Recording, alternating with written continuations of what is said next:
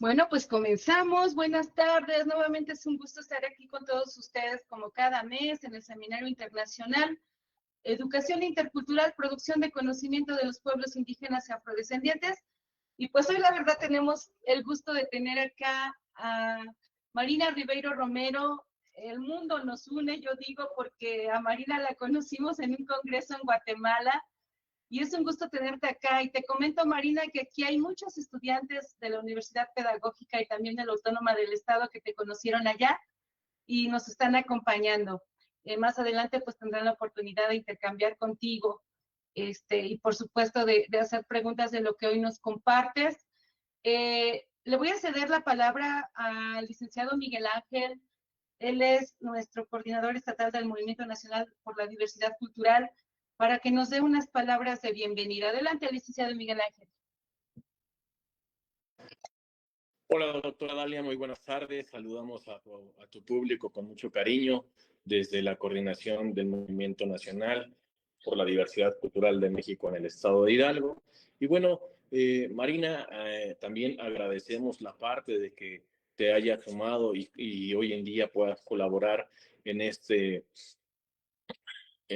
ejercicio en donde la educación intercultural que se promueve al interior de las diversas instituciones del Estado de Hidalgo, pues sin lugar a duda son el preámbulo y la base fundamental para el desarrollo del crecimiento de nuestros pueblos. Compartir con ustedes que el Movimiento Nacional por la Diversidad Cultural surge por allá del 2002 como una estrategia nacional para promover primeramente el reconocimiento, la protección de la diversidad cultural, el respeto y, por supuesto, para enseñarnos a valorar esta diversidad que caracteriza a México, así como fomentar el diálogo intercultural y combatir, por supuesto, la discriminación que aqueja a estos que son nuestros pueblos originarios. Desde luego que la exclusión y las desigualdades no tienen lugar en este grupo interinstitucional, por lo que nosotros buscamos principalmente promover precisamente la parte de lo que es el reconocimiento cultural, así como del patrimonio nacional, favorecer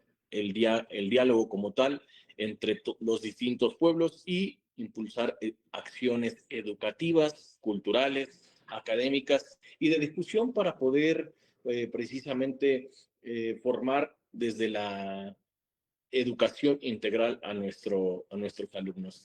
Les damos la más cordial de la bienvenida y pues bueno, sepan que el secretario técnico, que es el maestro José Edmundo Ramírez Martínez, me ha solicitado que comporte un afectuoso saludo con todos y cada uno de ustedes, con la finalidad de hacerles saber que aquí en el movimiento tienen las puertas abiertas y que tienen un aliado más para la lucha de la igualdad entre los pueblos. Muchas gracias, que tengan una excelente tarde. Doctora Dalia, muchas gracias, nos quedamos aquí pendientes. Muchas gracias, licenciado Miguel Ángel. Pues ahora le cedemos la voz al licenciado Ángel de Radio y Televisión de Hidalgo, quien también dará la bienvenida a Marina y nos compartirá un resumen curricular de ella. Adelante, licenciado Ángel. Muy buenas tardes a todas y a todos. La Universidad Pedagógica Nacional, Unidad 131 de Hidalgo, a través de la Coordinación de Educación Continua y en el marco del Movimiento Nacional por la Diversidad Cultural de México, les da la más cordial bienvenida a esta sesión del Seminario Internacional de Educación Intercultural, Protección de Conocimiento de los Pueblos Indígenas y Afrodescendientes. Nos reúne hoy una reflexión profundamente necesaria para nuestro tiempo, el reconocimiento de la diversidad cultural como una fuente legítima de conocimiento, así como la construcción de espacios educativos más plurales, más incluyentes y más abiertos al diálogo entre saberes. En esta ocasión tenemos el honor de contar con la participación de Marina Ribeiro Romero, estudiante de la maestría en Antropología Social de la Universidad Estatal de Campinas, Brasil, licenciada en Ciencias Sociales y Antropología por la misma institución e integrante de grupos de investigación dedicados al estudio de los procesos educativos, la interculturalidad y la presencia de pueblos indígenas y afrodescendientes en la educación superior. Ella actualmente realiza una estancia académica en la Universidad de Oxford, Inglaterra. Marina, sea usted muy bienvenida a través de este espacio a Hidalgo, una tierra de pueblos originarios, de lenguas vivas y de una profunda diversidad cultural que se expresa todos los días en nuestras comunidades y en nuestras formas de organización. Nos honra recibirla en este seminario internacional, un espacio que apuesta por el diálogo entre saberes y por el reconocimiento de los conocimientos que nacen y se fortalecen en nuestros pueblos. Agradecemos profundamente su presencia y la generosidad de compartir con nosotros sus reflexiones sobre la experiencia brasileña en la incorporación de los saberes indígenas y afrodescendientes y en la educación popular. El día de hoy nos compartirá esta conferencia que se llama Un encuentro de saberes, la presencia de sistemas de conocimiento indígena y afrodescendientes en la educación superior brasileña. Y una vez más, sea usted bienvenida a este encuentro de aprendizaje, de reflexión y sobre todo de construcción. Y recibamos con mucho gusto a Marina Ribeiro Romero. Bienvenida. Muchísimas gracias, licenciado Ángel. Pues Marina, adelante, el micrófono es tuyo. Bienvenida nuevamente y muchísimas gracias porque ahorita en Inglaterra, ¿qué hora es? Casi las 10. 9 de la noche. Sí, muchísimas gracias por aceptar, por eso hicimos el cambio de horario porque era muy complicado que ella estuviera conectada casi a la 1 de la mañana. Sí. Adelante, el micrófono es tuyo. Bienvenida nuevamente. Muchas gracias. Voy a compartir mi presentación. Solamente un segundo. Compartiendo. ¿Consiguen visualizar? ¿Sí? Bueno. Sí, adelante, adelante. Cualquier problemática yo te aviso. Adelante. Ok. Buenas tardes a todos los presentes. Soy Marina Romero. Soy investigadora de maestría en Antropología Social en la Universidad Estadual de Campinas, en el estado de São Paulo, Brasil. Actualmente, como Milton dice, me encuentro como estudiante visitante por un periodo en la Universidad de Oxford, en Inglaterra. Quero comenzar agradecendo en primer lugar a la profesora Dalia, quien a través de nuestro encuentro en Guatemala me posibilitó estar aquí para intercambiar comprensiones y ideas. Este diálogo entre países de América Latina, especialmente en torno de temas relacionados con la antropología y la educación, ocurre desde hace algún tiempo, debido a nuestras experiencias históricamente compartidas, pero siempre es una oportunidad increíble y siempre muy enriquecedora, porque permite mirar problemáticas comunes de maneras diversas, pero también poner en paralelo las especificidades que nos diferencian. Quiero entonces agradecer enormemente la oportunidad de compartir ese espacio virtual y ponerme a disposición para contactos futuros y posibilidades de colaboración. Yo también quiero agradecerles a todos por estar aquí, porque sé que ahora México está jugando en primera parte del Mundial, muchas gracias. Quiero también mencionar que, como ya dije, vengo de Brasil y por allá el incentivo a la segunda lengua, como imagino que también ahí está dirigido a inglés, y por eso mi español no es muy improvisado. Y me disculpo desde ya por los errores cometidos en la pronunciación y en la comprensión de sus preguntas. Posiblemente utilizaré palabras en portugués o en inglés en algunos momentos y espero que podamos entendernos. Por este motivo, elaboré un texto que estoy utilizando ahora para apoyarme en la presentación.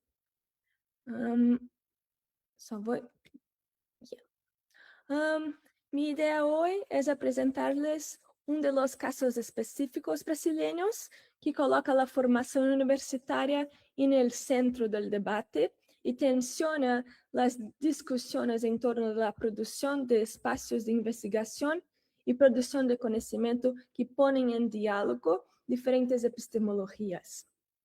Se trata del caso de la Universidad Federal de Minas Gerais, a la que me referiré en esta presentación por su sigla, UFMG, y su formación transversal en saberes tradicionales. sobre las que aprofundizaré más adelante, pero que proviene de un movimiento más amplio titulado Encontro de Saberes en portugués, que busca la incorporación de lo que denominan maestros tradicionales o masters, knowledge holders en inglés, mestres tradicionales en portugués, para impartir cursos regulares en la universidad. Mi objetivo es entender cómo se da esa relación entre comunidades tradicionales y la universidad y la enseñanza de sus epistemologías en un ambiente mediado por la universidad.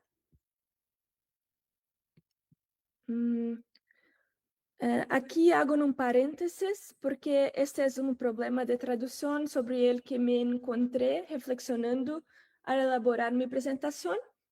En portugués tenemos el profesor de escuela básica o también profesor universitario con doctorado.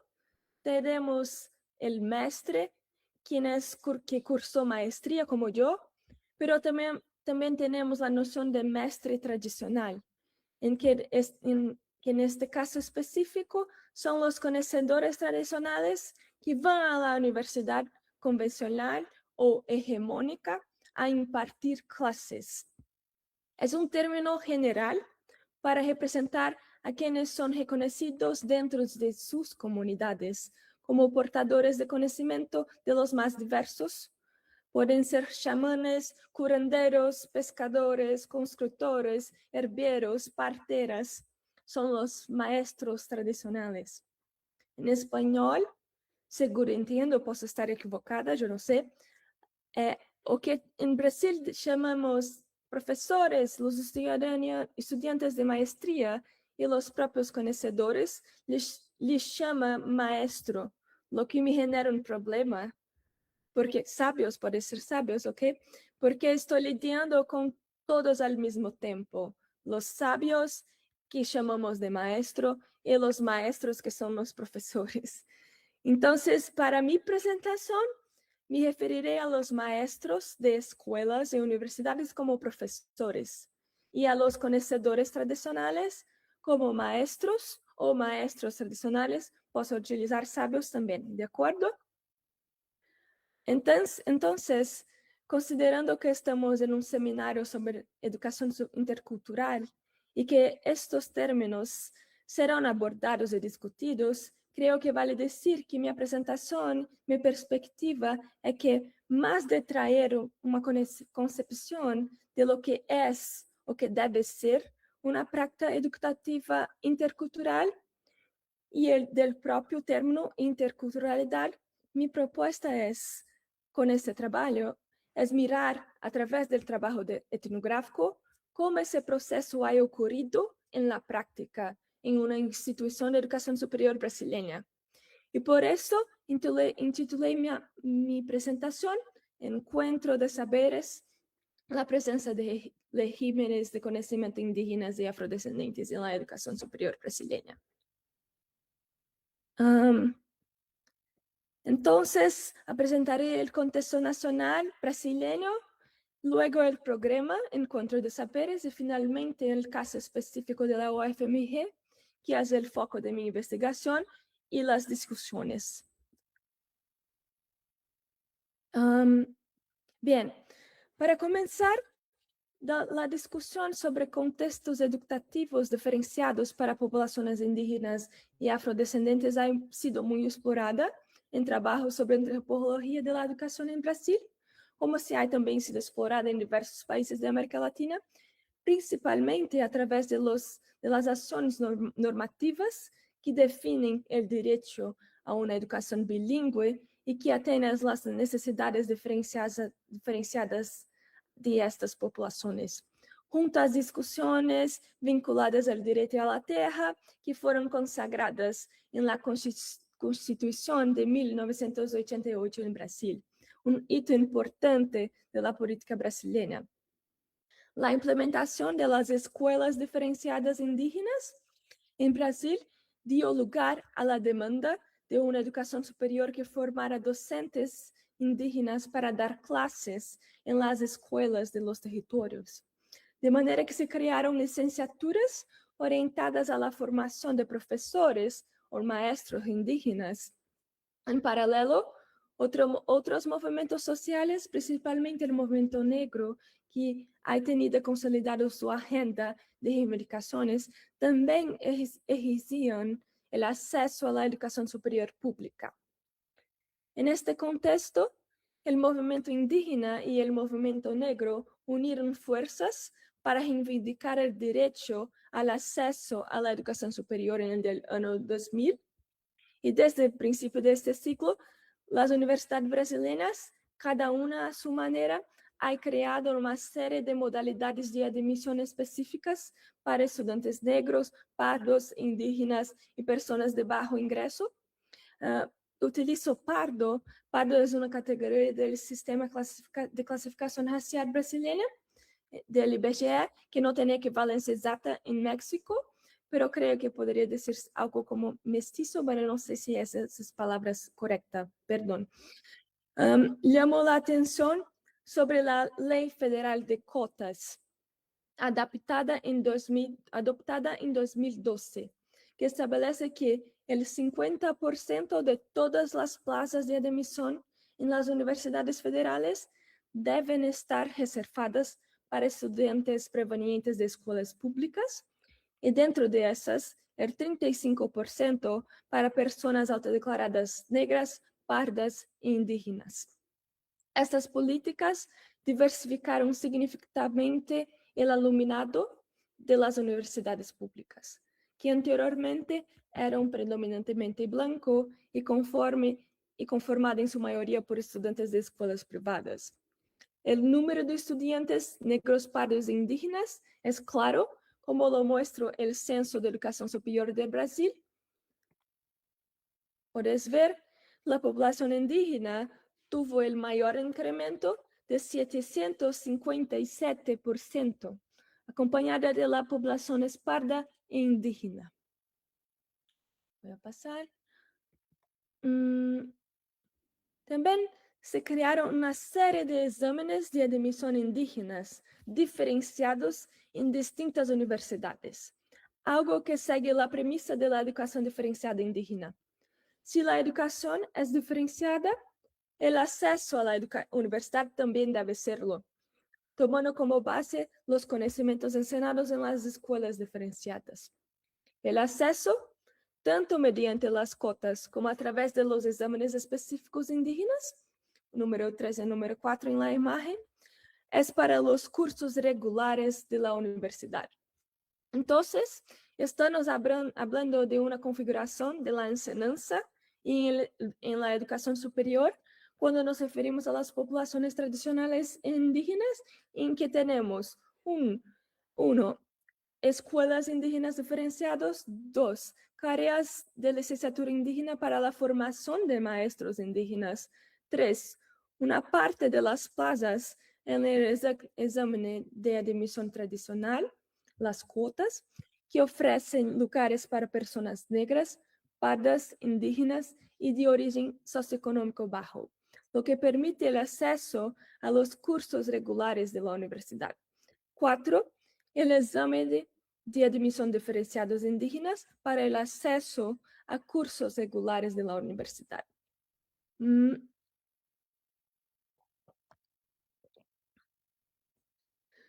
Mientras las escuelas diferenciadas, número 1, y las licenciaturas, número 2, han tenido una bibliografía consolidada y el ingreso de esos estudiantes a cursos regulares y la pregunta sobre qué conocimientos deben enseñar y valorar la universidad es un fenómeno más reciente.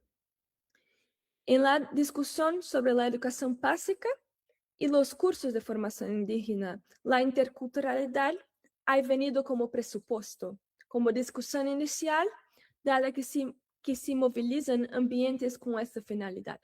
En cambio, en el acceso a los cursos regulares de la universidad, a través de los mecanismos 3 y 4, la discusión de la interculturalidad y de la enseñanza de otros epistemes llegó como consecuencia de la incorporación de estudiantes en estas matrices de conocimientos. quienes comenzaron a reivindicar una transformación en los currículos de las carreras y en los tipos de conocimiento a enseñar y valorar. La cuestión intercultural comienza a plantearse dentro de la universidad convencional como una consecuencia de la implantación del acceso a la educación superior. Aquí digo universidad convencional como una universidad que no es intercultural a principio.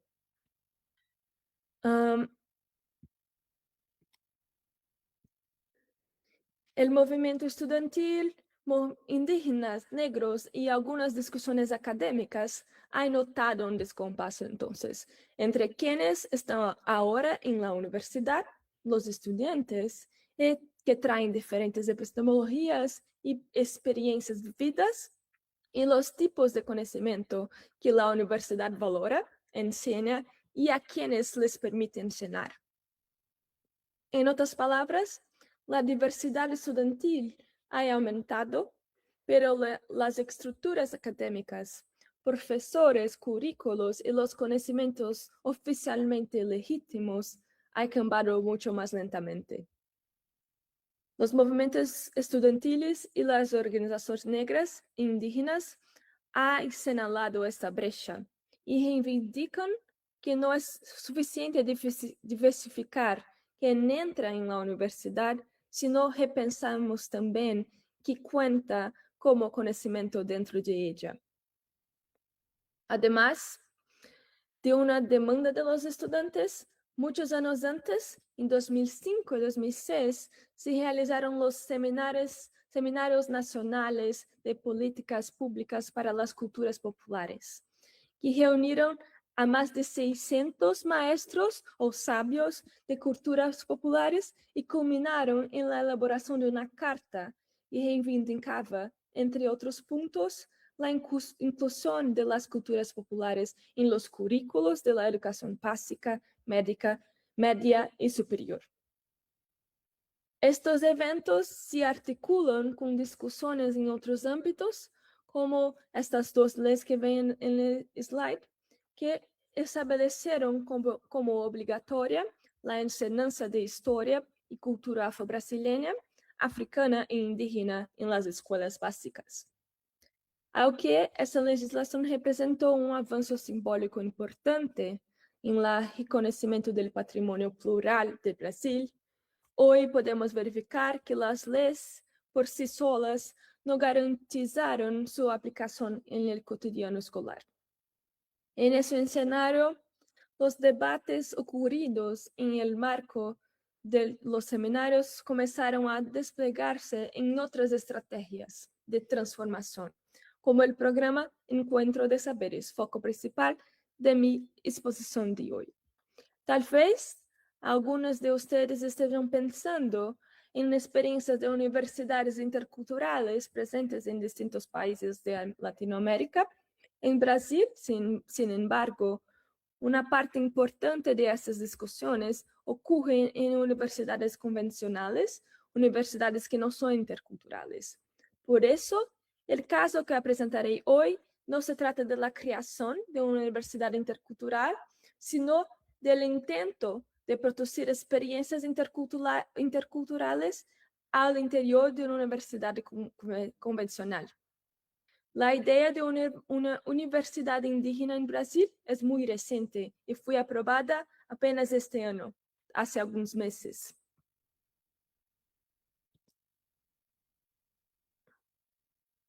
El Encuentro de Saberes es un proyecto del Instituto Nacional de Ciencia y Tecnología de Inclusión en la Educación Superior y en la Investigación, iniciado en 2010. Fue impulsionado por su coordinador, el antropólogo y profesor José Jorge de Carvalho. La idea central es ampliar el horizonte epistémico del mundo universitario brasileño, que jamás había abierto espacios para los saberes de los pueblos indígenas, pueblos quilombolas, comunidades afro-brasileñas y demás comunidades tradicionales. Fue desarrollado inicialmente en la Universidad de Brasilia, buscando, como afirma José Jorge de Carvalho, la refundación de la universidad y la incorporación de nuevas epistemologías y pedagogías al espacio universitario. La propuesta central del proyecto es traer a maestros y maestras de las comunidades tradicionales, indígenas, quilombolas, ribeirinhas, de los tejeros, que son espacios rituales de las religiões de matriz africana en Brasil, como el candomblé y la umbanda, a la universidad como docentes en disciplinas regulares de carreras de licenciatura o posgrado. El programa Encuentro de Saberes surge como respuesta a un clima efervescente. Por un lado, el escenario político internacional, que ustedes deben conocer bien con la conferencia de Durban, y por otro, la construcción de una agenda política en Brasil protagonizada por las poblaciones tradicionales. En busca del reconocimiento de su... ¿Tienes alguien hablando? Perdón, maestra Mauricia, ¿nos haría el favor de apagar su micrófono? Por favor. Maestra Mauri, ¿podría apagar su micrófono? Si no tiene interferencia. Sí, les agradecemos que apaguen sus micrófonos para que no haya interferencia con la ponencia. Muchísimas gracias, maestra Mauricia. Adelante, Marina. Sí. Entonces, estaba hablando de conferencia de Durban y también la construcción de una agenda política en Brasil que es protagonizada por las poblaciones tradicionales en busca del reconocimiento de sus prácticas y saberes y de la participación en políticas públicas.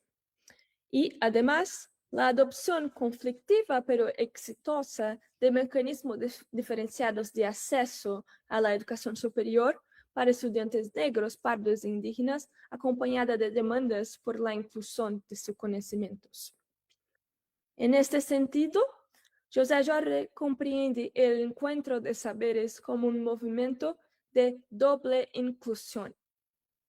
Articulada las cotas étnico-raciales, en un primer momento, la adopción de las cotas raciales posibilitó el ingreso de estudiantes, negros, pardos, indígenas, quilombolas y personas con discapacidad a las universidades brasileñas.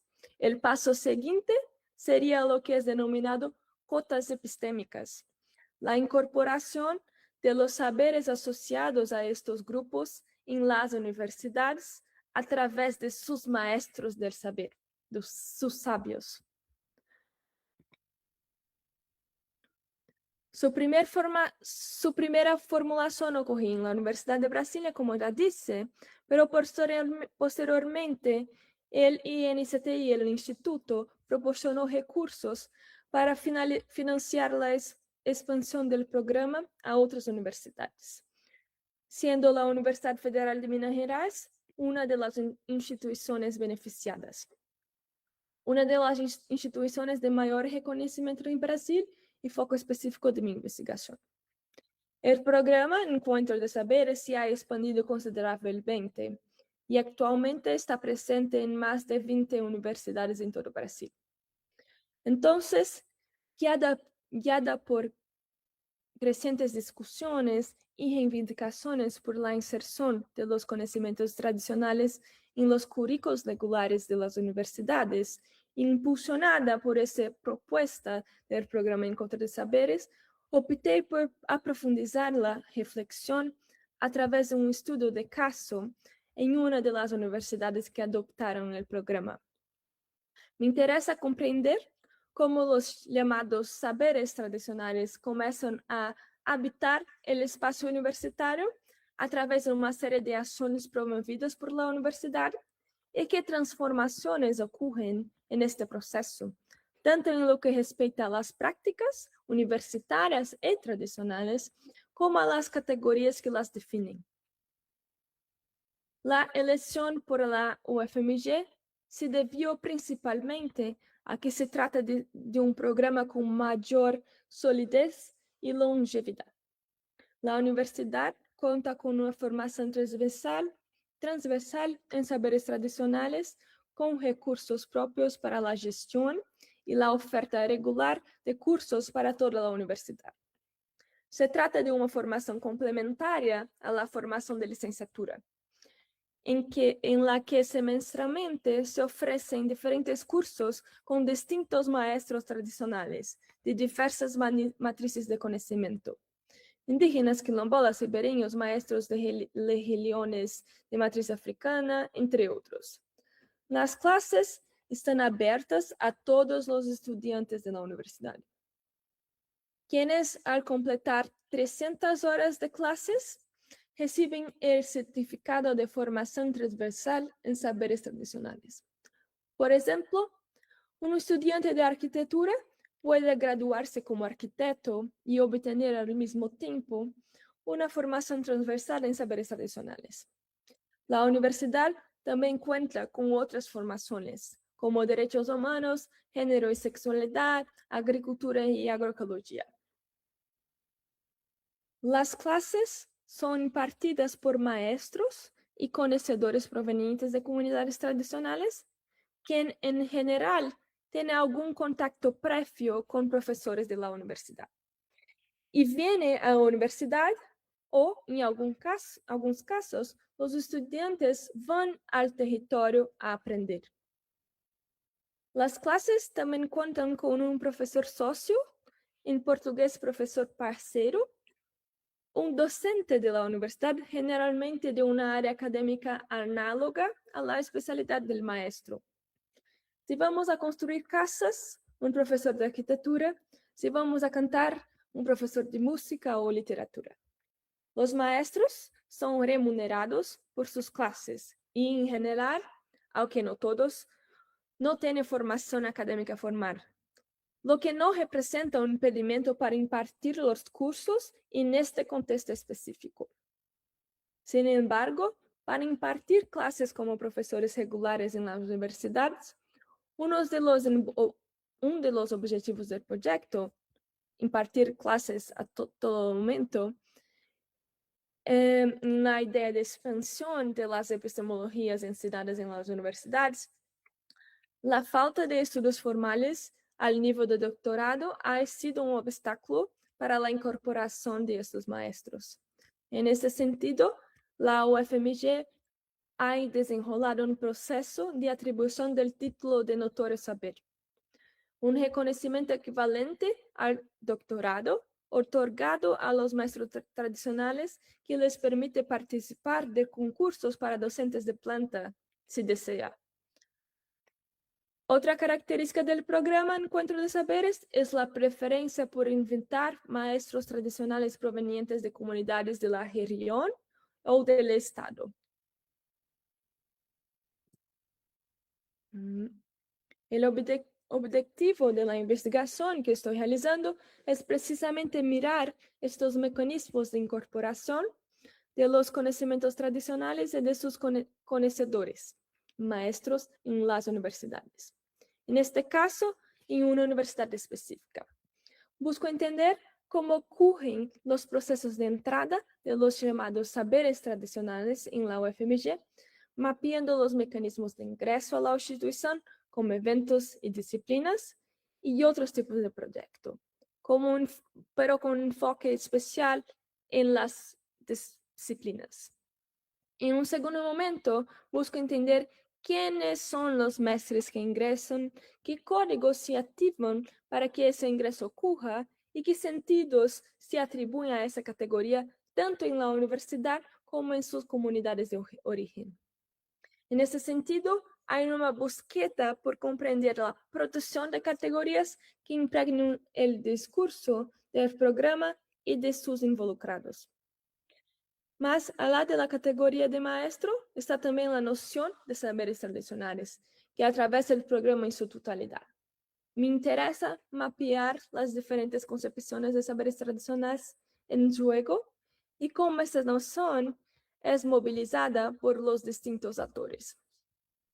Asimismo, vale enfatizar que mi análisis busca privilegiar la dimensión relacional de este encuentro, procurando entender como las comunidades tradicionales eligen posicionarse, como se enmarcan como grupo y enmarcan sus conocimientos en los ambientes universitarios o mediados por la universidad, y cómo configuran sus prácticas, así como la manera en que la universidad elige posicionarse frente al encuentro con comunidades tradicionales y reconfigura sus prácticas de investigación.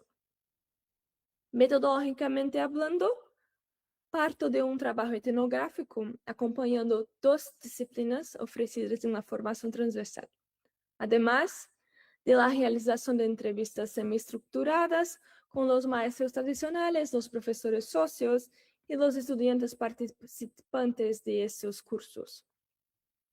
Entonces, echan una larga contextualización del fenómeno y de los objetivos de mi proyecto.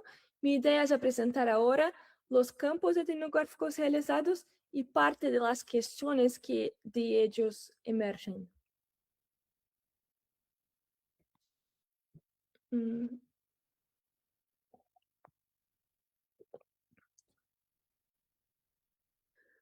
Mi primer campo consistió en acompañar una disciplina realizada en territorio indígena Chacriabá, en el norte de Minas Gerais. La disciplina fue intitulada Saberes Tradicionais, Artes y Oficios, Arquitectura, Cerámica y Culinaria Chacriabá. Contaban con 6 maestros tradicionales, cada uno responsable por una actividad en el territorio. La construcción de una casa tradicional, la construcción de un horno de cerámica, la preparación de la comida tradicional, el recorrido por el territorio y la documentación fotográfica. Junto a ellos estaban 4 profesores socios, uno de arquitectura, educación e ingeniería, y estudiantes de diversas carreras que se trasladaron al territorio. Entonces fomos al territorio Chacriabá. Las reflexiones sobre este campo serán publicadas pronto en un artículo que mi orientador y yo publicamos en la revista Etnografías Contemporáneas, en el próximo volumen, daqui un mes, tal vez.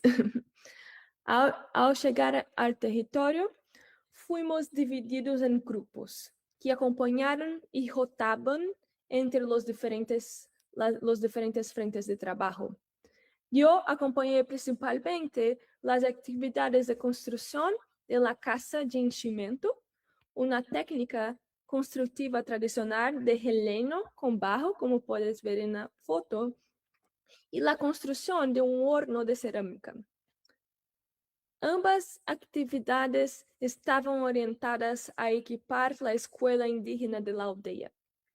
La casa fue construida para albergar las llamadas clases de cultura, una asignatura de la escuela en la que enseñan prácticas tradicionales indígenas que no encuentran un espacio adecuado en el edificio habitual de la escuela.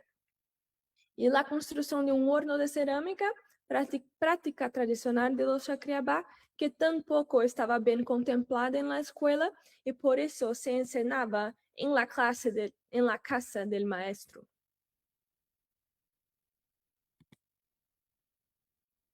Mi participación en esas actividades arrolló algunas cuestiones muy interesantes. La primera de ellas tiene a ver con las diferencias de temporalidades que coexisten en un proceso intercultural.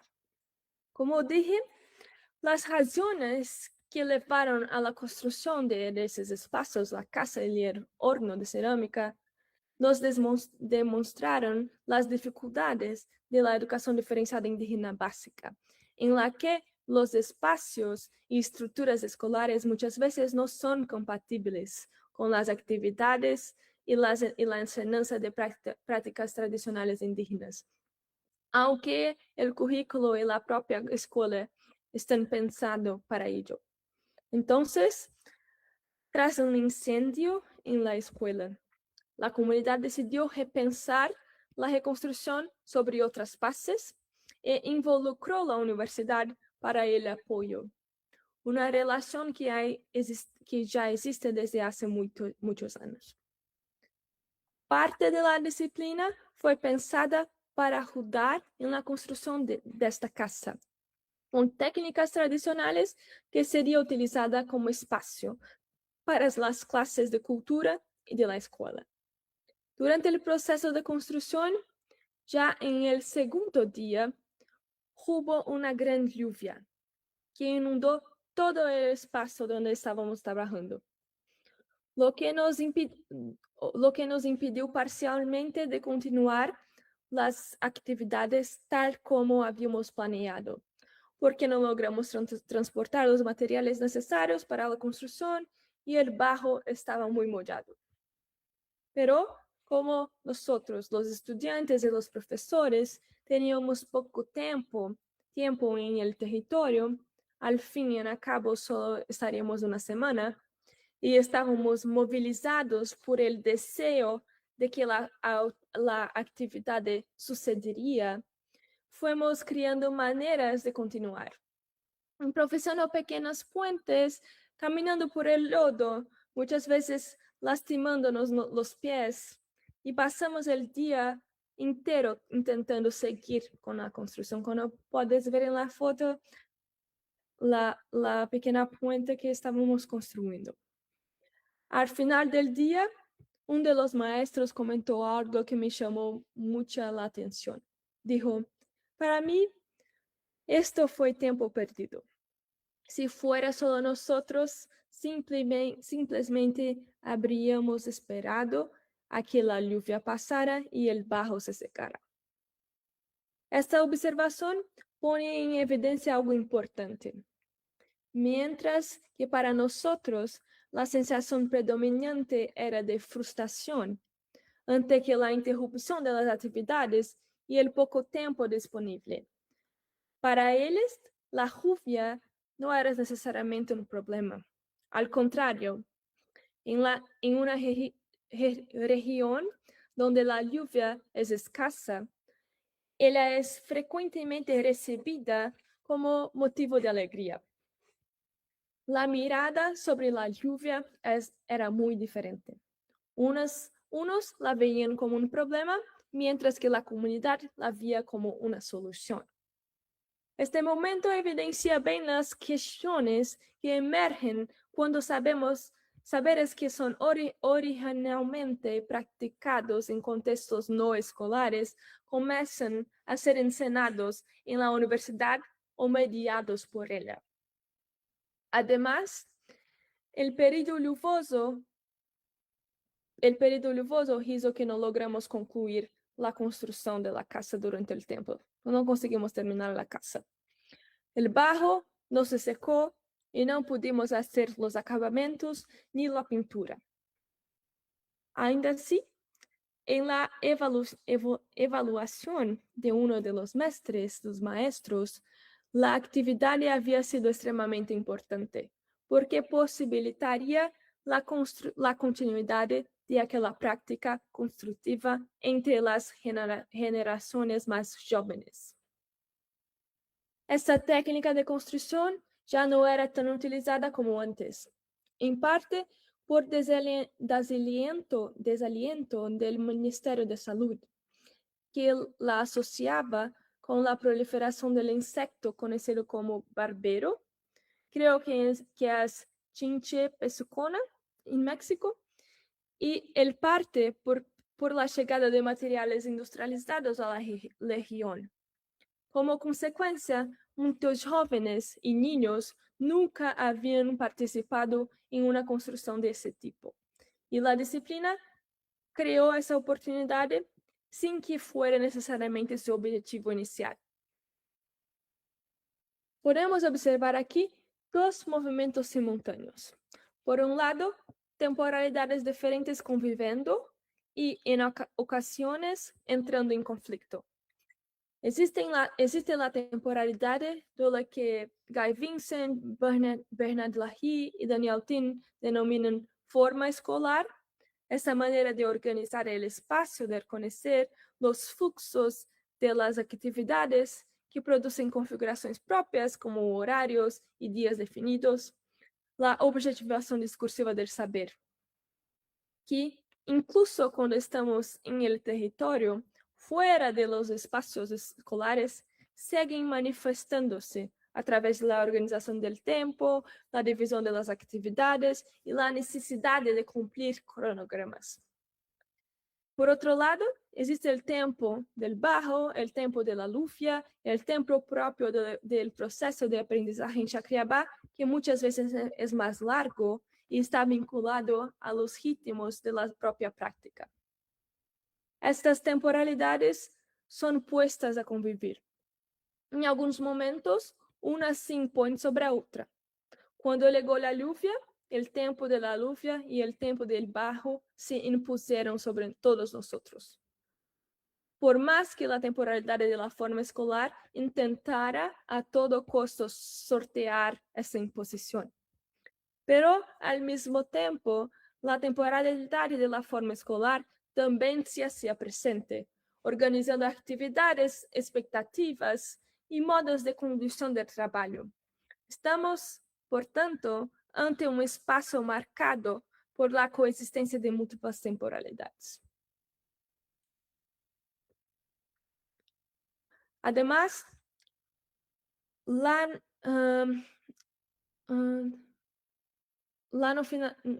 finalización de la casa también apunta a otra cuestión que me interesa. La participación de la universidad en esas actividades crea oportunidades para la reactualización de memoria y prácticas tradicionales. La universidad ahora pasa a componer el circuito de reactualización de una memoria tradicional. Es uno de los actores involucrados. Partiendo de la concepción de memoria de Leda María Martins, como acción performada y se reactualiza continuamente, entiendo que la universidad es ahora un factor que impulsa a esa memoria a reactualizarse.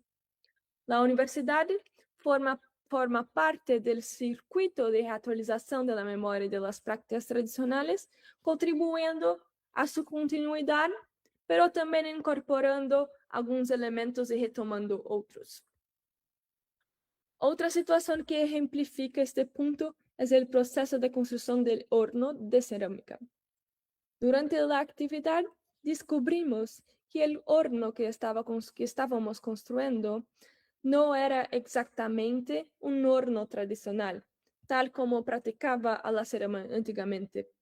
Era el resultado de un encuentro anterior entre un investigador de otra universidad y el maestro tradicional Chacriabá que nos guiaba, quien realizó su maestría investigando la retomada de las técnicas tradicionales de cerámica. Uso aquí el término retomada del portugués porque en contexto indígena brasileño tiene un peso político e identitario específico que recuperación o revitalización no logran capturar del todo. Entonces uso el término retomada. Tradicionalmente, la quema de la cerámica se realizaba directamente sobre el suelo, utilizando materiales específicos y determinados tipos de hojas que ya no se encontraban fácilmente. Era un proceso más demorado y que exigía una gran cantidad de material vegetal. A partir del diálogo entre el maestro y el investigador, fue desarrollado un nuevo modelo de horno, más adecuado a las condiciones actuales de la comunidad. Este modelo comenzó a ser utilizado y difundido también a otras aldeas del mismo pueblo a través de talleres. La práctica de la cerámica tradicional, al igual de las casas de enchimento, también era cada vez menos frecuente, principalmente por el uso de ollas y materiales manufacturados en las ciudades, que antes eran hechos de barro en la comunidad. Este ejemplo me lleva a reflexionar sobre el papel que a universidade começa a desempenhar nesses processos de reactualização, reconstrução e retomada de práticas tradicionais que, em alguns casos, foram abandonadas ou debilitadas a lo largo de uma história marcada por diferentes formas de violência e despojo. É interessante e é meu objetivo observar o que ocorre nesses espaços criados ou mediados pela universidade. Os professores universitários criam projetos e disciplinas motivadas por determinadas preocupações e agendas. Os maestros tradicionais, a su vez, também têm seus próprios interesses e motivos para participar nestes encontros. E é justamente neste espaço compartido onde se vão produzindo novas possibilidades. Podemos compreender este processo a partir de la noción de comunidades de práctica de Jean Leif. Lo que ocurre en esas disciplinas no es la reproducción de un régimen de conocimiento ni de otro, sino la creación de nuevas comunidades de aprendizaje constituidas por el encuentro entre diferentes formas de conocer. La universidad introduce elementos de la forma escolar. No podemos ignorar las jerarquías presentes, pero al mismo tiempo pasa a integrar circuitos de memoria y retomada o revitalización de esas prácticas. Lo que resulta no es la simple entrada y enseñanza de saberes tradicionales en la universidad, sino ante la producción de nuevos conocimientos tradicionales mediados por la universidad, así como la producción de conocimientos universitarios mediados por los saberes tradicionales y lo que resulta de ese encuentro. Pasando ahora a mi segundo campo, esta segunda disciplina que acompanhei se desenvolveu junto à la Irmandade de Nossa Senhora do Rosário do Jatobá, como Confradia de Nuestra Senhora del Rosário, uma comunidade reinadeira ubicada em Belo Horizonte, en el bairro de Itaipu. Las comunidades de reinado estão formadas, em geral, por grupos familiares negros que constituem uma manifestação cultural e religiosa muito importante em Minas Gerais. Se trata de uma tradição ligada ao culto de santos católicos, como Nuestra Senhora del Rosário, San Benedicto, Santa Efigênia, pero que também incorpora uma série de elementos, práticas e cosmologias de origem africana. Podemos entender como uma manifestação religiosa afrocatólica, construída historicamente a partir do encontro e da recreação de diferentes tradições. Aqui há algumas fotos. É importante dizer que essas comunidades têm uma organização bastante complexa.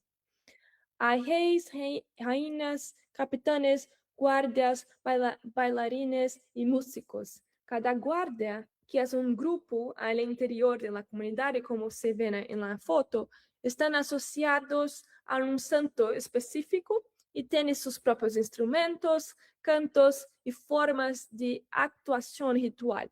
Se trata de uma estrutura bastante organizada, com hierarquias bem definidas e responsabilidades tanto espirituais como organizativas. A disciplina que acompanhei tinha como foco principal os cantos de la Guardia de Congo de São Benedito. Foi impartida por 2 maestras, que são capitanas de esta guardia, 2 vezes por semana durante um mês. E teníamos como objetivo reflexionar sobre os cantos, suas formas de transmissão e seus significados.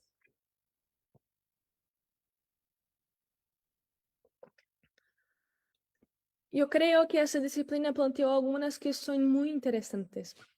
A primeira de elas tem que ver com o hecho de que estamos falando de um conhecimento que se aprende en el ritual.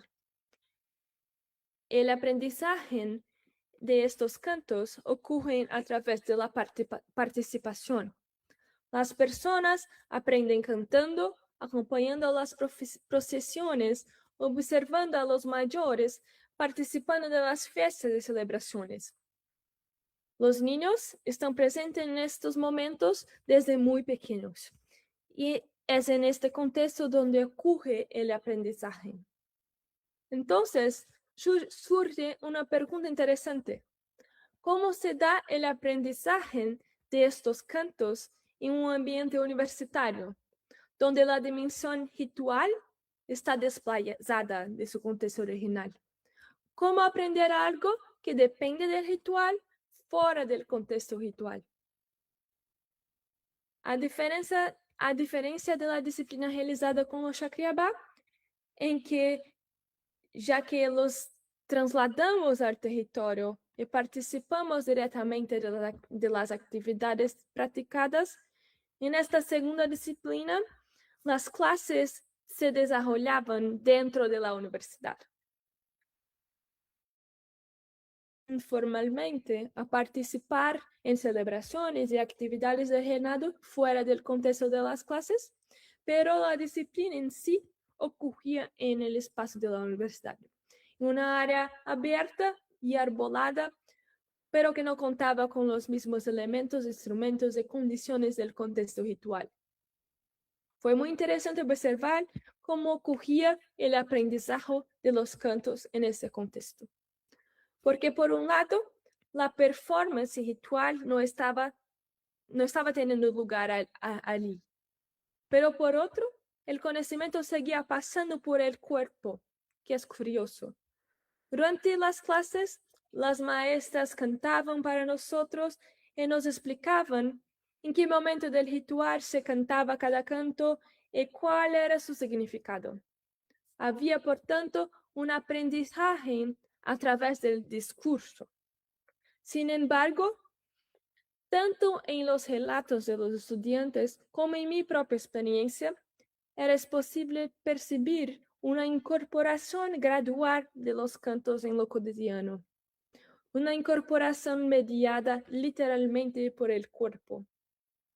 Muchos de los cantos de San Benedicto son contextuales, vinculados a momentos específicos de la vida ritual. Algunos se cantan antes de las comidas, otros en situaciones particulares de la celebración. Y, curiosamente, a medida que íbamos conviviendo con ellos, esos cantos comenzaron a aparecer espontáneamente en nuestra vida diaria. Yo estaba a punto de comer en casa y me acordaba de uno de los cantos. Estábamos reunidos y una melodía aparece en la memoria. Es decir, incluso desplayados del contexto ritual, esos conocimientos seguían operando corporalmente, tal como operan en la comunidad.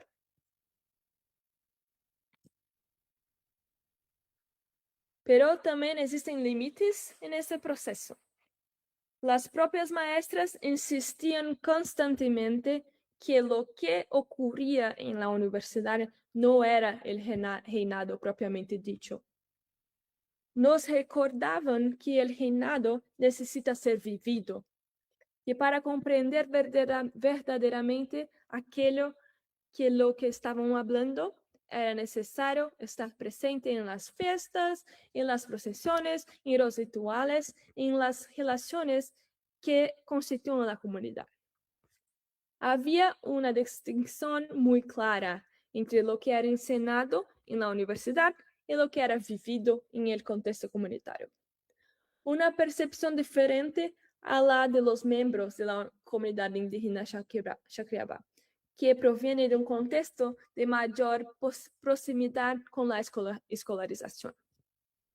Y es en este punto de donde aparece una categoría muy interesante que ellas utilizaban, la bizarría. La bizarría es un término ya existente dentro del propio universo del reinado. Designa momentos más informales, generalmente realizados al final de los rituales o en presentaciones públicas, en los cuales hay una flexibilización de las reglas que organizan la plática ritual. En esos momentos es posible cantar determinados cantos fuera de tu orden habitual o realizar performances de manera menos rígida. Según las maestras, era justamente eso que ocurría en la universidad.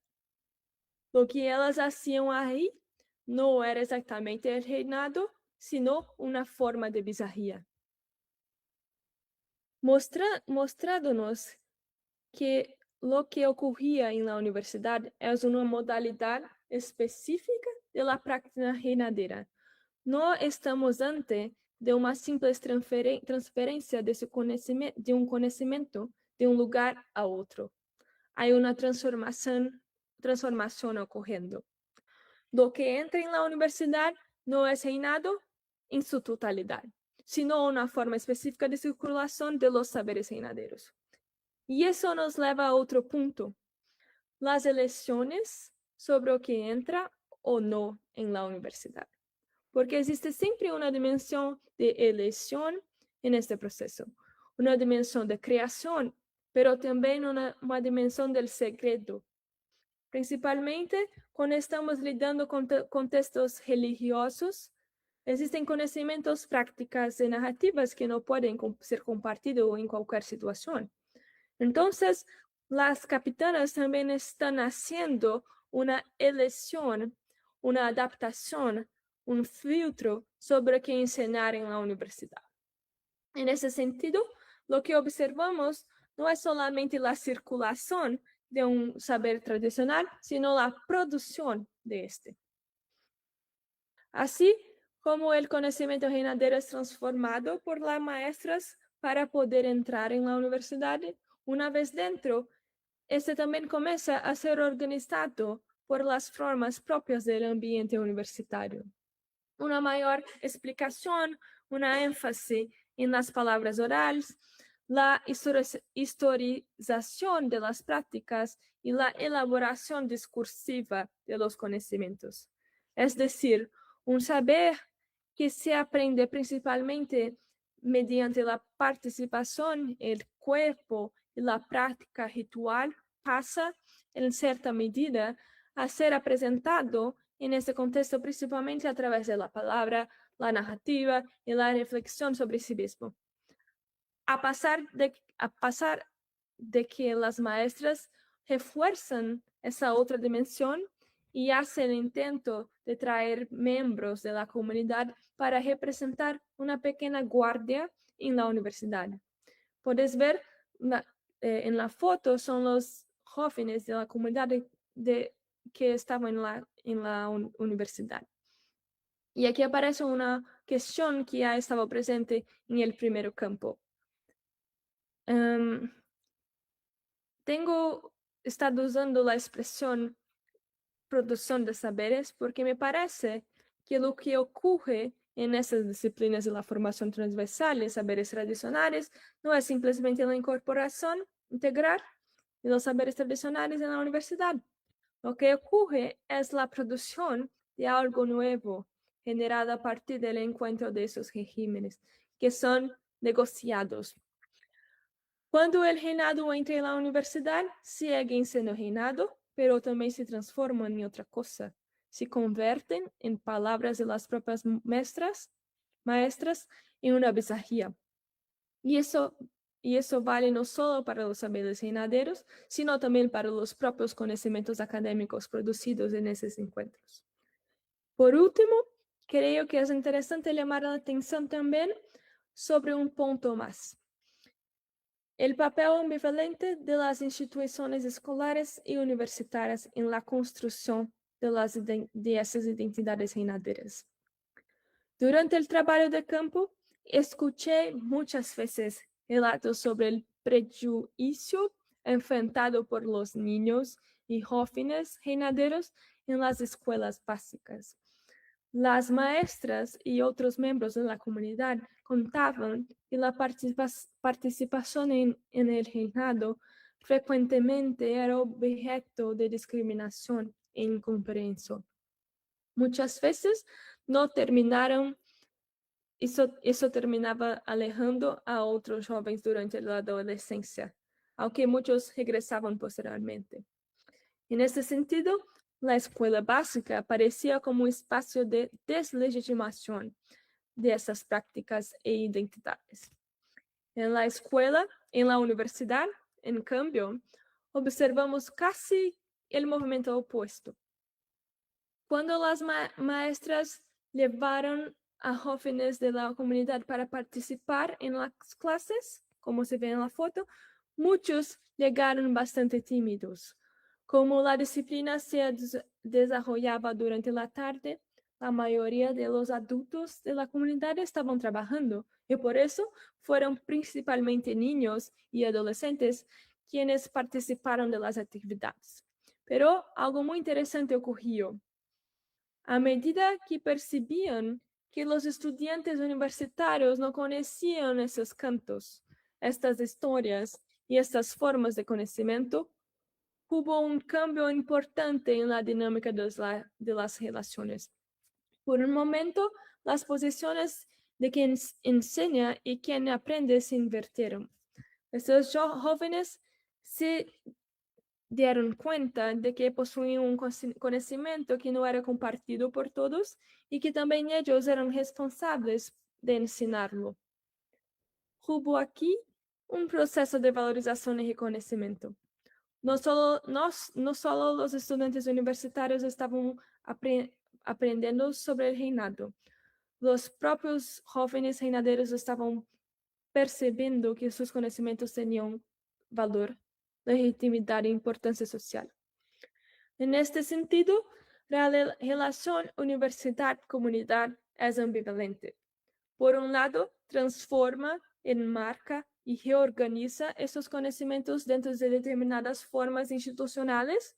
Por otro, también puede funcionar como un espacio de legitimación y valorización de esos saberes y de las identidades asociadas a ellos.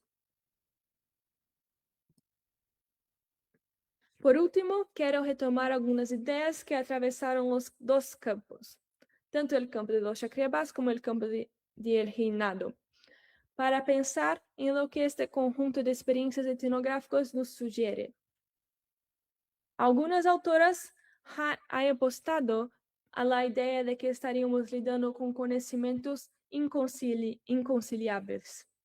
Sin embargo, mi etnografía no apunta exactamente en esa dirección.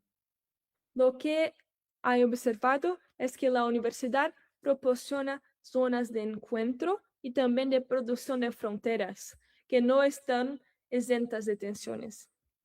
Lo que estos ejemplos etnográficos parecen mostrar es que no se trata de pensar en una simple integración o complementariedad entre conocimientos, sino de un proceso de producción. Y producción implica creación, reapropiación y cambio.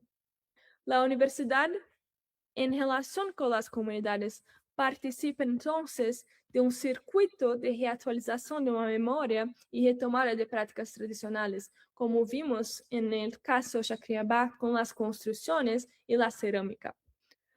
Al mismo tiempo, al participar en este proceso de producción de saberes, la relación universidad-comunidad también produce fronteras.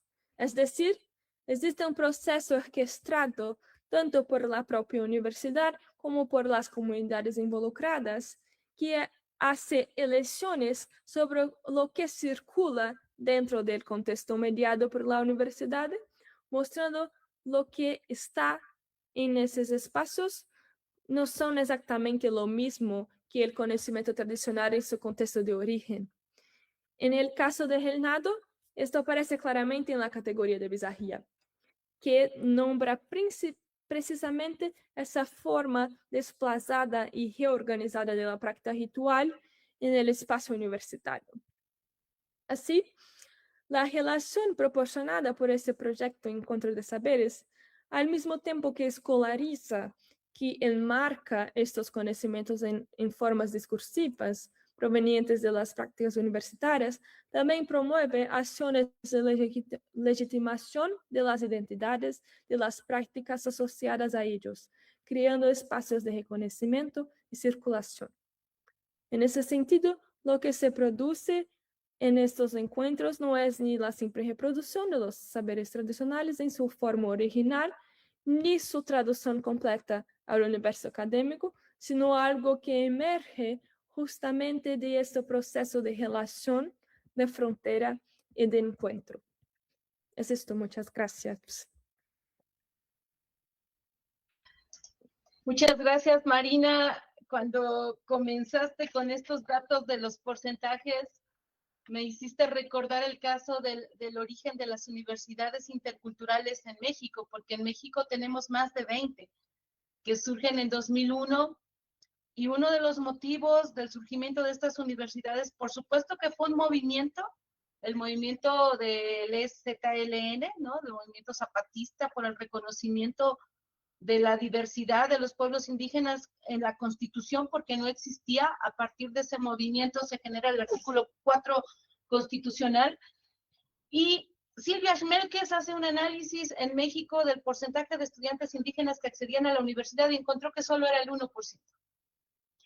Entonces, pues a diferencia de Brasil, acá la acción positiva, diría yo, afirmativa, es generar universidades interculturales en zonas indígenas para que los estudiantes que no podían acceder a universidades convencionales por la distancia, por los recursos económicos, etcétera, pues tuvieran acceso a estas universidades interculturales. Pero bueno, hay una discusión muy grande con esto. Es muy interesante lo que nos presentas, porque tú nos estás presentando un caso de universidad convencional, ¿no? En donde se dan asignaturas de conocimientos tradicionales para formar a estos estudiantes y para reconocer los saberes de estudiantes pardos, de estudiantes negros, de estudiantes indígenas. Me parece sumamente interesante lo que nos acabas de compartir. Y este tema de producción de conocimiento. Muchísimas gracias. Pues vamos a abrir el espacio para preguntas, reflexiones para el público. Adelante, aquí también se encuentra con nosotros gente del Centro Estatal de Lenguas Indígenas, Laurita, Mauricia y aquí más compañeras. Adelante, Patricio. Hola Mariana, buenos días, buenas tardes, perdón. Felicidades por tu español, me gustó mucho. La otra es, bueno, quiero empezar preguntando si tienes algún estudio comparativo de esta ponencia y algo, digamos, algo con lo que está pasando actualmente en las comunidades a las que tú te dedicas. Y la otra es, me gusta mucho esto, lo que comentaba la doctora esta de la inclusión, ¿no? Porque en otras conferencias hemos estado hablando precisamente de integrar a profesores que a veces no se les tiene o no se les considera como certificados, pues, para compartir conocimientos dentro de una institución, y siempre se les ha negado eso. O sea, no, porque no estás certificado no puedes impartir el conocimiento de la lengua, no puedes compartir tus saberes con la naturaleza, ¿no? Eso a mí me gustó mucho, porque realmente ni en la ciudad, que es precisamente de acercarse a las comunidades y bueno, es que no me gusta esto de rescatar, porque ni tan siquiera están pidiendo pero que querer preservar las lenguas dentro de la misma ciudad, pues, hablan de mucho rescate, pero en ninguna, bueno, hoy ya hay un programa, digamos, en la alcaldía de Milpalta, que su lengua en algunas de sus localidades, pues, pero fuera de eso, digamos acá más hacia la ciudad, en ninguna institución se está impartiendo cursos de lengua náhuatl, de otomí, zapoteco, pues, ¿no? Sabiendo que también en la ciudad hay mucha gente que tiene, aún conserva su idioma, pues, ¿no? Entonces, en este momento, cuando te escucho que dices que las universidades, se tiene que fragmentar precisamente la decolonización, ¿no? Romper ese conocimiento ya dado que supuestamente se sigue transformando, pero fragmentarlo nuevamente para dar nuevos saberes, pues, y que sea enriquecedor entre la misma comunidad. La otra que me gusta también es visaría, perdón. Me gusta este concepto, pues, porque no lo había escuchado, ¿no? Entonces yo estaba así como decía, claro, digamos, en este caso recordaba dos cosas, ¿no? Una, cuando una vez fui allá a la Sierra Oriental Otomí, en una comunidad que me invitaron, los quienes se casaron eran dos estudiantes, pues, y lo interesante fue que ellos antes de poder casarse o de poder pedir a la pareja, pues, decían que tenían que poner un guapango, bueno, que se llama el paseo. ¿Por qué este paseo, no? Y entonces ya cuando vi toda la ritualización que hacían, dije, no, pues también hay un saber aquí, ¿no? O sea, hay un saber que sigue preservando en la misma comunidad y que por eso es parte fundamental de ellos, ¿no? La otra es, por ejemplo, aquí en la ciudad hay un profesor que se llama Brígido, pues, y él tiene un grupo que se llama Las Aztequitas, pues, ¿no? Y siempre que es la fiesta del pueblo, lleva a diferentes, son estudiantes, pues, y las lleva a diferentes, siempre preservando como este rol de la cultura náhuatl y impartiendo nuevos saberes, ¿no? Para que no se pierda. Entonces yo digo, o sea, sí hay formas de compartir esto, ¿no? Sí hay formas de echarse la mano, porque, por ejemplo, cuando acá dicen, bueno, es que los abuelos deben de entender que ya están superados, bueno, así lo dicen algunos, ¿eh? Y que la lengua, digo, oye, pero es que tú estás cometiendo casi el mismo error, ¿no? Les estás borrando su historia. ¿Por qué no decir que los abuelos dicen, digamos, dicen en esta palabra así y que hoy las nuevas lenguas lo dicen de otra manera, pero que las dos o las tres cuentan, ¿no? Entonces, eso es lo que a veces está pasando, digamos, acá en la ciudad y en algunos estados, pues, de querer a veces hasta unificar la lengua, queriendo borrar la historia de otros, pues, ¿no? Y eso para mí, o sea, a mí no me gusta. Yo siento que todos tenemos historia y que se debe mencionar cada una de ellas. Gracias. Me iba a extender, pero no así porque... Gracias. Adelante, Marina, ¿quieres comentar algo de lo que dice Patricio? Adelante. Sí, muchas gracias, Patricio. No sé si tengo alguna referencia de estudio comparativo, pero puedo pensar en unas referencias para encaminar sobre estas experiencias. Son experiencias muy recientes, entonces las producciones están aconteciendo ahora como mi trabajo, pero que te comento sobre maestros o sabios que no tienen formación formal como certificados y todo. Este es un problema en el Brasil también. Nos estamos creando brechas para que podamos traer sabios para las universidades. Entonces, tenés ese mecanismo en Brasil que es muy antiguo, llamado notorio saber, que antiguamente era para los profesores que estaban, docentes de las universidades que estaban enseñando a muy tiempo, pero no habían doctorado, porque no eras algo común en Brasil. Pero estaba a tanto tiempo enseñando en la universidad que... ¿Están me ouvindo? Sí. Estaba tanto tiempo enseñando en la universidad que aplicaba para ese título y recibía un doctorado.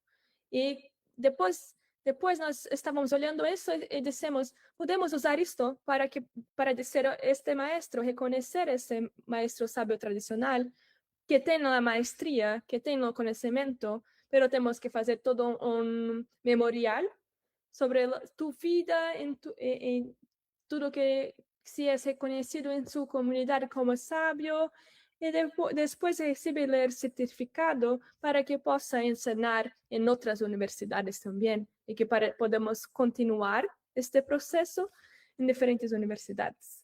Sí. Es que Sí, tengo que muchísimas gracias. Yo quiero comentar que, por ejemplo, en las universidades interculturales, en la de Hidalgo específicamente, un proyecto que se tuvo fue retomar el proyecto de Canadá con los elders. Una dificultad que tuvieron acá para contratar a los sabios era que el mismo gobierno les señalaba qué características formativas debería de tener y los títulos, ¿no? Entonces a los sabios no se les podría contratar más allá de jefes de limpieza o cuestiones en puestos muy bajas que en cuanto a sueldos no se les reconocía el conocimiento que realmente tenían. Mi pregunta es esta, Marina, ya aprovechando que no hay aquí preguntas. ¿Los sueldos de los sabios en la universidad están equiparados a alguien que tiene un grado de doctor o de maestría, aunque no tengan grado? ¿Puedes preguntar a alguien? O de nuevo, Ok,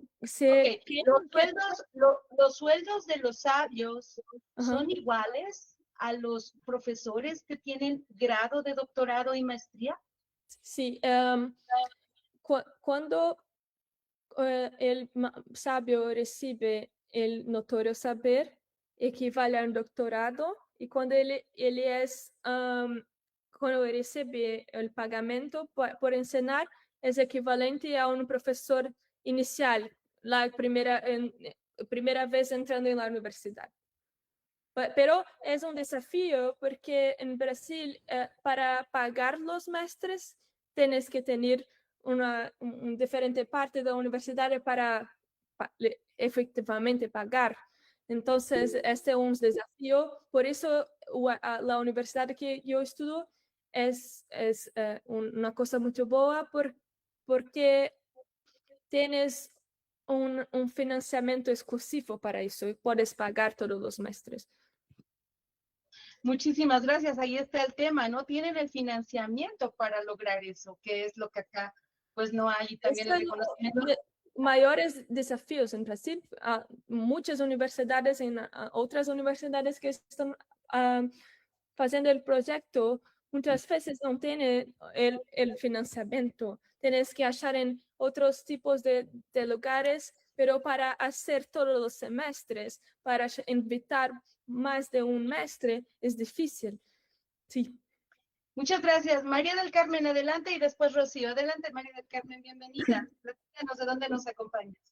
Buenas tardes. Sí, yo le escribo, bueno, yo estoy aquí en Perú, en Lima, y bueno, en primer lugar quería felicitar a Marina por la exposición, me pareció muy interesante, y yo quería comentar un poco sobre las universidades interculturales en el Perú, que también hay, que son pocas, y según tengo entendido, no precisamente porque yo haya visitado algunas, sino porque conozco a profesores de universidades como la San Marcos, por ejemplo, que señalan, ¿no?, que las universidades interculturales lamentablemente no tienen mucho de interculturales en el Perú. Más bien son tradicionales, inclusive formando en áreas como ingeniería, ¿no? O sea, no se ve esa interculturalidad. Al menos en años pasados, ¿no? De mi experiencia personal, como yo trabajo el tema de la etnomatemática, he podido encontrar en una universidad de Bagua, que queda en el Amazonas, que es una región de Perú, a profesores y estudiantes aguajún que están trabajando temas relacionados con sus culturas, con la cultura aguajún y también las ciencias. Y me pareció muy interesante, desde la física, desde la matemática.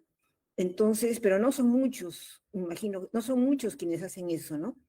Pero en el sentido de que se le considere a los sabios de la cultura como docentes en una universidad, pueden ir a dar un curso determinado, un taller sobre un tema, ¿no? Pero así de que vayan a ser considerados en la plana docente, eso yo no lo he visto en ninguna universidad, ¿no? De que hay estudiantes indígenas, sí, felizmente en los últimos años se ha incrementado mucho la participación de estudiantes indígenas en diversas universidades, porque ha habido becas que lamentablemente en estos últimos años casi se están desapareciendo, porque la política del actual gobierno y si es que gana Keiko Fujimori va a ser peor, va a haber un total ausencia de apoyo a la educación de las zonas indígenas, ¿no? Entonces, lo que también quería comentar era que, por ejemplo, que señala, ¿no?, la manera como hay yo diría que es un proceso dialéctico, o sea, del conocimiento en sí es como un ser vivo, el conocimiento y la cultura. Entonces, los saberes ancestrales de los pueblos originarios que actualmente nosotros conocemos en el siglo XXI no son igual que hace 100 años ni hace 200 años, ni qué decir antes llegaron los españoles. O sea, no es posible ver que los conocimientos sea ancestral y quedó allí, sino que ese conocimiento ancestral a lo largo de los siglos se ha ido transformando, ¿no? Y entonces el hecho de que actualmente, por ejemplo, hubieran conocimiento, por decir, la música en la zona de andina. La música andina tiene antigua, de hace 100 años, tiene unas características, ¿no? Se toca con un tipo de instrumentos, los compases son determinados, la armonía es determinada, ¿no? Pero actualmente esa música se sigue practicando, pero ya no es la misma. O sea, hay una esencia que se mantiene. O sea, yo diría que los conocimientos ancestrales pueden cambiar de forma, aparentemente cambian, pero la esencia se mantiene. Por ejemplo, cuando yo he visto tejidos andinos, los tejidos que también son muy parecidos a los de México, yo sé que antes se tejía con la llama, que es un auquénido, la llama, la vicuña, y después, inclusive hasta aunque la oveja vinieron con los españoles, pero también se teje con la lana de oveja, se tejía hace tiempo, ¿no? Desde 500 años atrás, pero actualmente ya no se usa ese tipo, generalmente se usa más el tejido, el hilo sintético, o sea, la lana sintética, porque les es más barato, más cómodo, pero la técnica es la misma. O sea, lo que quiero decir es que si bien es cierto, aparentemente uno puede ver cambios, ¿no? Porque ya la lana no es la misma, tal vez los dibujos no son los mismos, pero la técnica se mantiene.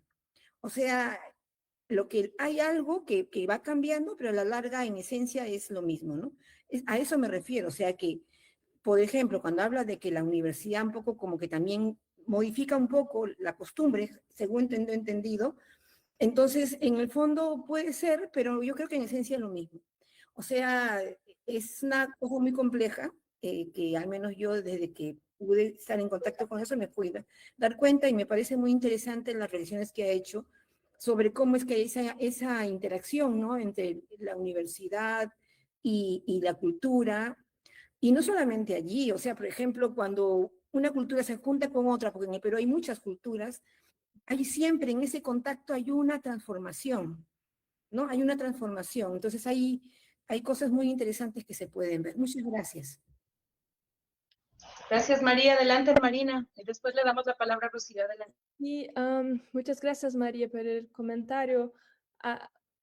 Yo concordo totalmente. Acho que o que estoy pensando, o que estoy diciendo en mi presentación es justamente esto, que las culturas están cambiando a todo lo momento, y ahora, porque por mucho tiempo las poblaciones indígenas en Brasil y en otros países no estaban en la universidad, no el tiempo todo, ahora están. Y estamos pensando, y también tener todo ese movimiento intentando pensar otras epistemologías en la universidad. Este es solamente un movimiento de continuidad. La cultura indígena está cambiando, y está cambiando nuevamente porque ahora está en contacto, está produciendo conocimiento en la universidad, con los profesores en este contexto. Entonces, nada de nuevo, pero es nuevo porque es un nuevo actor a la universidad, pero es un mismo principio, con diferentes materiales, con contacto con otras culturas, con otros actores. Entonces, es un movimiento continuo, natural, no natural, pero que acontece siempre. Sí. Muchísimas gracias. Adelante, Rocío. Gracias. Yo tengo bueno, dos. Primero, dentro de lo que estuviste observando, ¿pudiste ver ciertas resistencias o conflictos entre los maestros y los profesores? Y también lo mismo, entre los estudiantes que provenían de contextos rurales y los propios estudiantes que ya formaban parte de la universidad.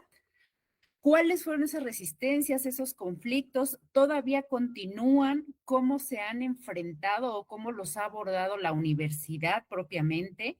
Y por otro lado, de lo que comentaba la doctora Dalia, con relación al pago de los maestros, ¿no sería también algo discriminador tener que orillar a los maestros a que cumplan con cierto número de horas para que se hagan merecedores del mismo pago que reciben los profesores?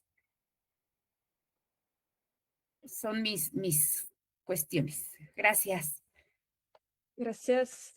Am, tenemos muchas resistencias, muchas dificultades, como todo, como siempre.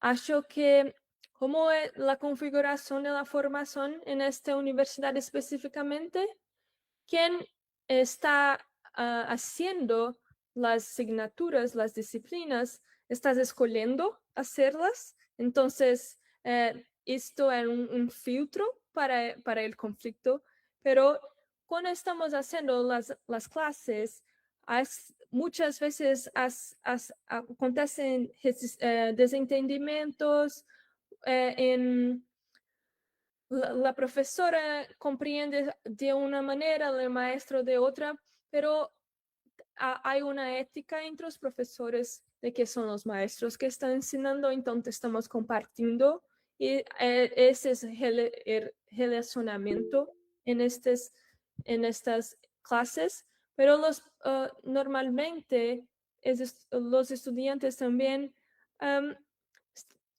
están siendo más receptivos y normalmente muchos de los estudiantes no conocen los conocimientos que están siendo enseñados. Entonces se abre un mundo mucho grande para ellos, mas al mismo tiempo muchos estudiantes indígenas y estudiantes negros que hacen las clases se sienten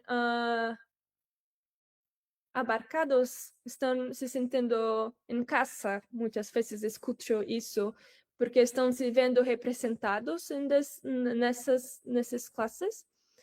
Entonces, tenemos momentos de desavenças, de resistencias, pero todos los profesores y maestros normalmente tienen relaciones de amistad, porque los maestros normalmente vienen de un contexto de producción con los docentes en la universidad y las ya conocen a muy tiempo. Entonces, conseguimos contornar estas situaciones, mas no estamos isentos de tensiones jamás.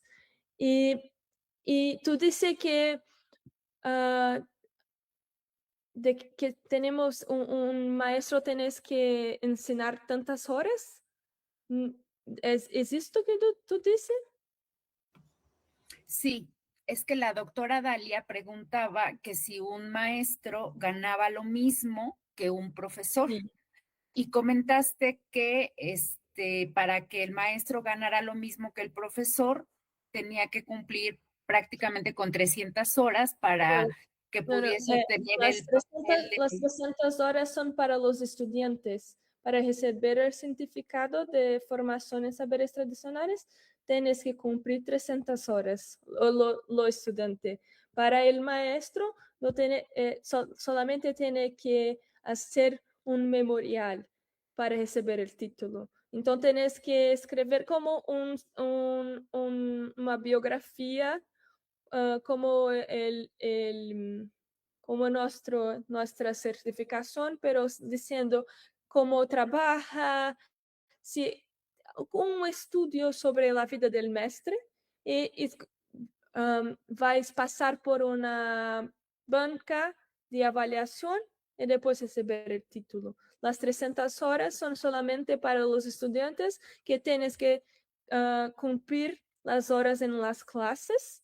Entonces, una clase tienes, no sé, 70 horas, tienes que hacer 3, 4 clases, 4 disciplinas para conseguir el certificado. Este es para 300 horas. Sí. Ok, muchas gracias. Adelante, Pamela, por favor, nos comparte los comentarios del chat y vamos a ir cerrando. Vi que levantó la mano. Bueno, vamos a ir cerrando. Adelante, Pamela. Hola, muy buenas tardes aquí en México y buenas noches por allá.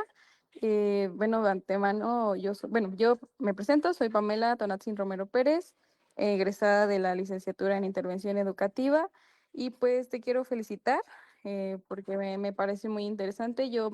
Me especialicé en línea de educación inicial, pero pues ahorita estoy como en el seminario de interculturalidad porque siento que también es bueno conocer cómo es en otros lugares la educación y también de ahí partir a nosotros como docentes, cómo nos funciona a lo mejor una manera de ver en otro lado, lo podemos pues implementar también en nuestro país.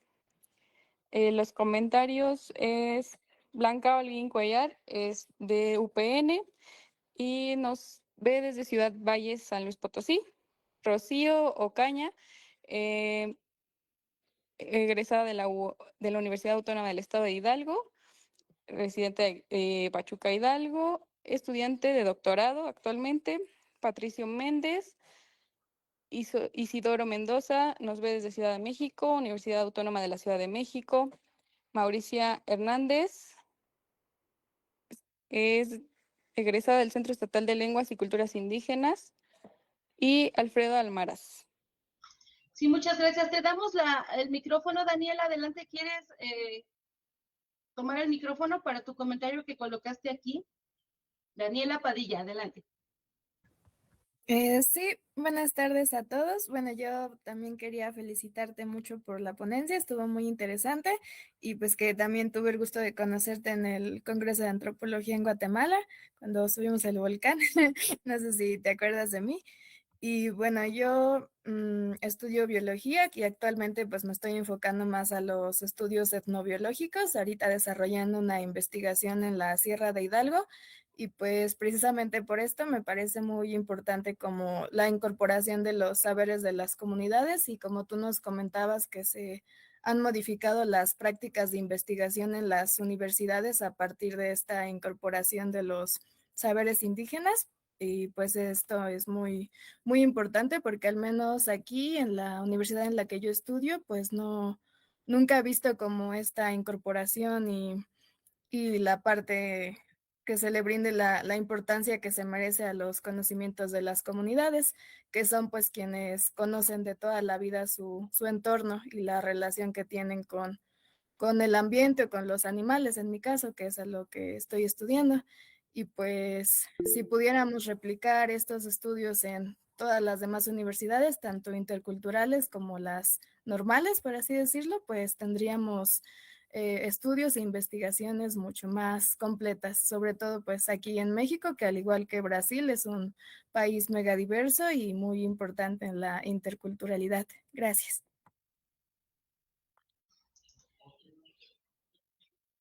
Gracias, Daniela. Adelante, Marina. Hola Daniela, mucho gusto. Sí, sí, lembro de tú, con certeza.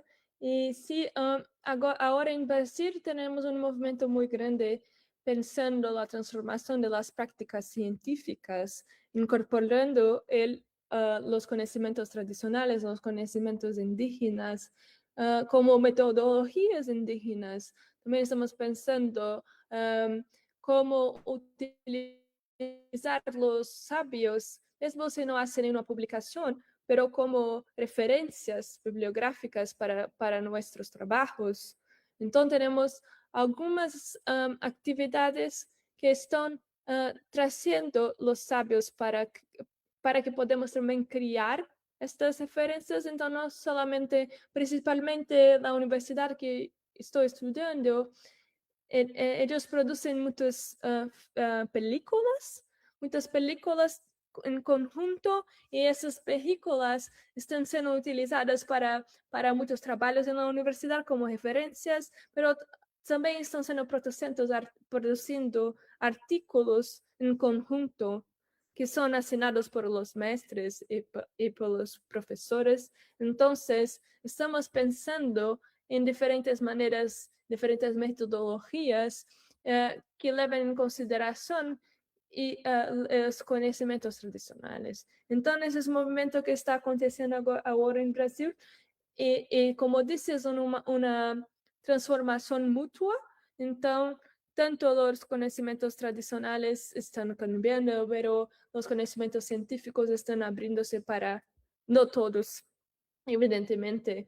Infelizmente, es un movimiento mucho más próximo de las humanidades que las biológicas o exactas biológicas tal vez un poco más, pero las actividades de ingenierías, construcciones más difíciles, son más fechados para estas discusiones, pero esta pauta está tornando una pauta pública, una demanda nacional, entonces está ganando mucha visibilidad en Brasil.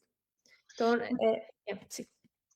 Muchísimas gracias, Marina. Fíjate que la Universidad Intercultural de Baja California, que fue una de las últimas que se creó en este gobierno, yo tuve la oportunidad de hacer una etnografía ahí. Ellos están incorporando esto de los saberes en las ingenierías y en el área de medicina. Okay. Entonces, es muy interesante. Para mí en el chat, escribir el nombre. Yo te mando, incluso ya tengo el artículo. Sí. Te lo voy a mandar, las referencias, pero el nuevo modelo de las universidades interculturales ahora está trabajando con la interculturalidad crítica, que era más un discurso, ¿no? Pero ya muchos profesores lo están incorporando en las interculturales, en las áreas de medicina y en las áreas de tecnologías, en las ingenierías, en las universidades interculturales.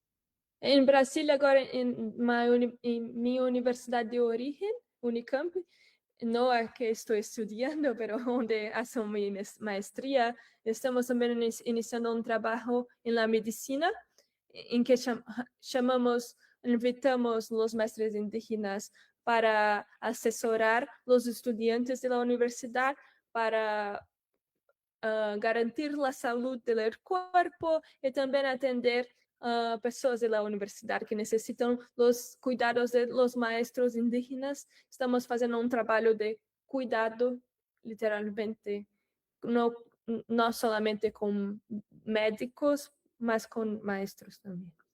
Muchas gracias. Le damos la palabra a Rosalba y con esto ya vamos a ir cerrando. Adelante, Rosalba. Hola, buenas tardes. Desde aquí del estado de Hidalgo, México. Muchas gracias, doctora, por tan bonita exposición. Y realmente a mí me lleva a preguntarme, yo estuve en algún congreso internacional allá en Chile y estuvo Brasil en áreas de nutrición, áreas de la salud. Sin embargo, aquí en México tenemos mucho el problema de que no se trabaja como la interculturalidad específicamente en áreas de la salud y que se tiene como una cuestión de desprecio hacia los sabedores, de discriminación y violencia hacia los sabedores. Estoy yo ahorita trabajando una norma de medicina tradicional que nadie me quiere recibir, nadie me quiere revisar y no sé dónde se llevan.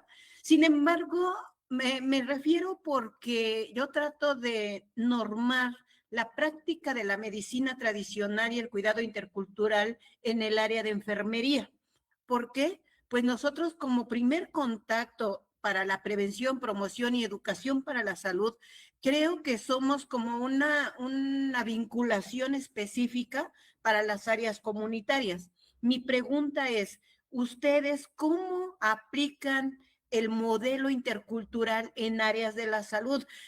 Como yo escucho, decía usted, Marina, que ustedes tienen trabajos en áreas de la salud respetando los saberes indígenas. Sin embargo, cómo nosotros podríamos vincular esos saberes indígenas al sistema de salud, porque creo que el sistema de salud hegemónico tiene mucho desprecio por estas prácticas. O sea, creen que porque son prácticas relativamente empíricas, no sirven. Sin embargo, yo lo he comprobado. Yo practico la medicina tradicional y yo tengo evidencias de que sí sirve y tengo métodos para estudiarla. Entonces, ¿cómo ustedes aplican el modelo?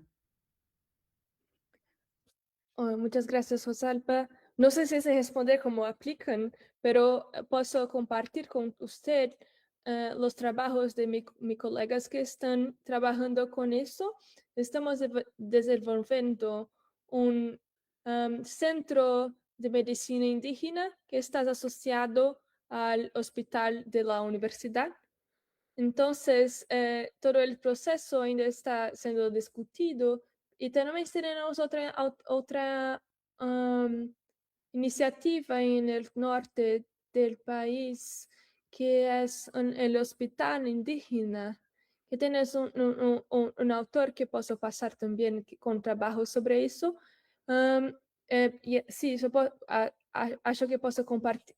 Que puedo hacer es compartir el trabajo de mis colegas, pero no sé cómo responder, cómo aplicar. Perdón.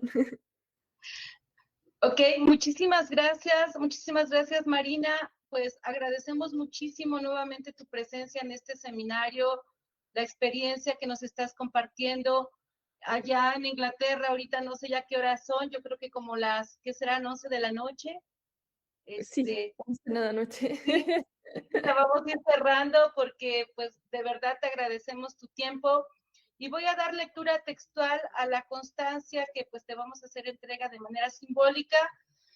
La Universidad Pedagógica Nacional, Unidad 131 Hidalgo, sede General Pachuca, otorga la presente constancia a Marina Ribeiro Romero por impartir la ponencia Encontro de Saberes a presencia de regímenes de conocimiento indígena y afrodescendiente en la educación superior brasileña en el marco del Seminario Internacional de Educación Intercultural y Producción de Conocimiento de los Pueblos Indígenas y Afrodescendientes, realizado en esta Casa de Estudios, 11 de junio de 2026, firma la doctora Marisol Vite Vargas, directora general de la Universidad Pedagógica. Te agradecemos nuevamente, Marina, muchísimas gracias por todo, muchísimas gracias por el acento muy lindo, Gracias. Escuchar el español de ustedes, la forma en cómo lo hacen con todo el esfuerzo del mundo. Sí, me recuerda una compañera. Te damos el micrófono para darnos tus palabras de despedida. Muchas gracias. Muchas gracias. Solamente quería agradecer a todos los comentarios, a las preguntas. Estoy mucho contenta. Estoy abierta para poder me escribir. Quien quisieres, puedo enviar mi correo. Y es eso. Muchas gracias, Dale, por la experiencia. Espero podermos continuar conversando. Sí.